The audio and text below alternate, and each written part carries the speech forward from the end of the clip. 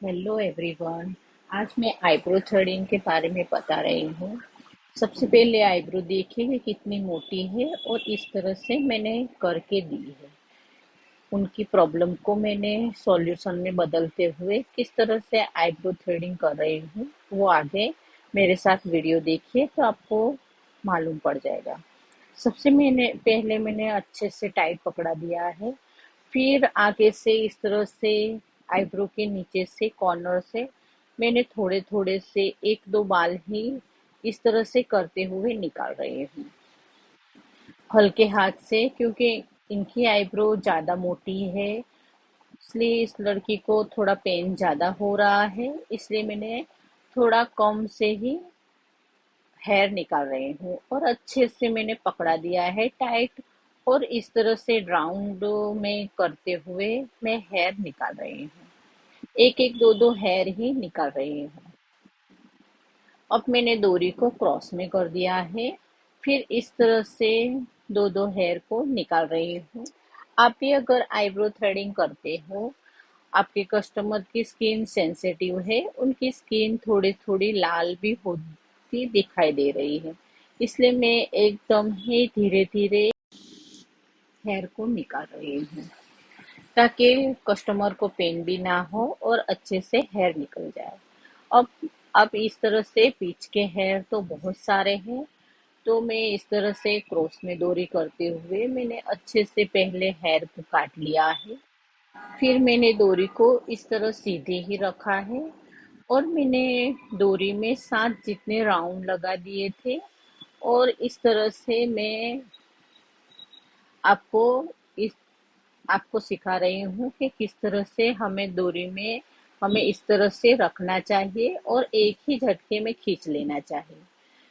Eyebrow की डोरी किस तरह से चलानी चाहिए, वो अगर जो वीडियो आप देखना चाहते हैं तो मुझे कमेंट करके पूछना कि किस तरह से हमें डोरी चलानी चाहिए। डोरी चलाना किस तरह से सीखना चाहिए, वो भी अगर जो सीखना चाहते हो तो मुझे कमेंट करके जरूर बताइएगा। और इस तरह से मैंने नीचे के हेयर निकाल रही हूँ और साथ साथ में फोरहेड भी निकाल रही हूँ ताकि हमारा फोरहेड भी क्लीन हो जाए। फिर मैंने नीचे के हेयर थोड़े एक दो रह गए हैं तो इस तरह से निकाल लिए। अब मैंने दूसरी साइड की आईब्रो करना स्टार्ट कर दिया है। उस जगह ही मैंने एक एक डोरी मुंह में रखी है। एक की आपने फिंगर की मूवमेंट देखिए।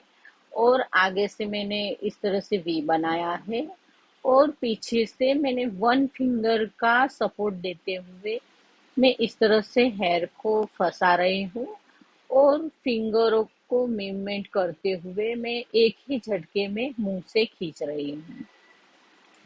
इस तरह से आईब्रो थ्रेडिंग अच्छे से पेन रहित और अच्छे से हो जाएगी। अगर आपके कस्टमर के सेंसिटिव स्किन है तो इस तरह से उनकी स्किन थोड़ी थोड़ी सी लाल हो जाएगी। पर क्या करें, क्योंकि मोटे मोटे हेयर है तो इस तरह से तो हो ही जाएगी। फिर आपको कस्टमर को ज्यादा पेन हो रहा है तो आप उनको जेल लगा सकते हैं। फिर हमने नीचे के आईब्रो निकाल दिए है। फिर दूसरी साइड से मैंने बीच का हिस्सा और निकाल दिया है क्रॉस में डोरी करते हुए। और अच्छा थोड़ा सा बिंदी हम लगा सके इतनी जगह हमें करनी चाहिए ताकि अच्छे से वो बिंदी लगा सके।